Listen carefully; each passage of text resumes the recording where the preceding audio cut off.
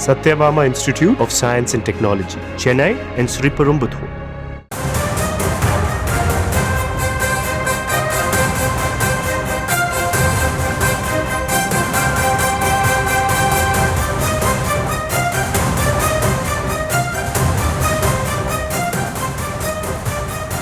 அண்மை செய்திகளை பார்த்து வருகிறோம். அமலாக்கத்துறைக்கு எதிராக டாஸ்மாக் தொடர்ந்த வழக்கை தொடர்ந்து நடத்த முடிவு செய்திருப்பதாக தகவல் வெளியாக இருக்கிறது. அமலாக்கத்துறைக்கு எதிராக டாஸ்மாக் தொடர்ந்த வழக்கை தொடர்ந்து நடத்த முடிவு செய்திருப்பது தொடர்பான அண்மை செய்திகளை பார்த்து வருகிறோம். தமிழக அரசின் தலைமை வழக்கறிஞர் உயர்நீதிமன்ற நீதிபதிகளிடம் இது தொடர்பாக தகவல் தெரிவித்திருக்கிறார்.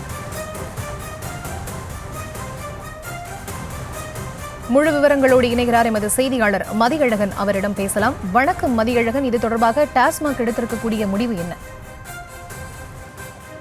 அமலாக்கத்துறைக்கு எதிராக டாஸ்மாக் மற்றும் தமிழ்நாடு அரசு உயர்நீதிமன்றத்தில் மனு தாக்கல் செய்திருந்தது. இந்த வழக்கை உச்சநீதிமன்றத்திற்கு மாற்ற கோரி உச்சநீதிமன்றத்தில் தாக்கல் செய்யப்பட்ட மனுவை இன்றைய தினம் தமிழ்நாடு அரசு திரும்ப பெற்றது.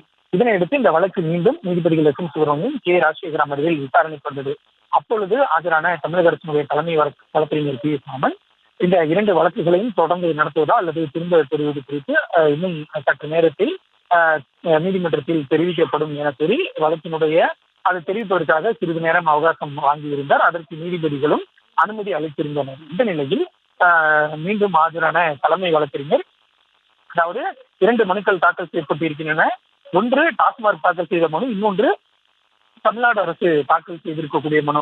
இந்த நிலையில் தற்பொழுது அமலாக்கத்துறையினுடைய நடவடிக்கைக்கு எதிராக தாக்கல் செய்த வழக்கை டாஸ்மாக் நிறுவனம் தொடர்ந்து நடத்த விரும்புவதாக அவர் தெரிவித்திருக்கிறார். மேலும் அமலாக்கத்துறைக்கு எதிராக தமிழ்நாடு அரசு தாக்கல் செய்த மனுவை தொடர்ந்து நடத்துவதா அல்லது பெறுவதா என்பது குறித்து முடிவு செய்ய பின்னர் நீதிமன்றத்தில் தெரிவிக்கப்படும் எனவும் தலைமை வழக்கறிஞர் நீதிபதிகளிடம் தெரிவித்தார். இதனை ஏற்றுக்கொண்ட நீதிபதிகள் தற்பொழுது இதனை நீதிபதிகள் ஏற்றுக்கொண்டனர். இந்த நிலையில் டாஸ்மாக் நிறுவனம் சார்பில் தற்பொழுது ஏற்கனவே இந்த வழக்கில் ஆஜரான மூத்த வழக்கறிஞர் விக்ரம் சௌத்ரி ஆஜராகி டாஸ்மாக் நிறுவன தரப்பை வாதத்தை முன்வைத்து வருகிறார்.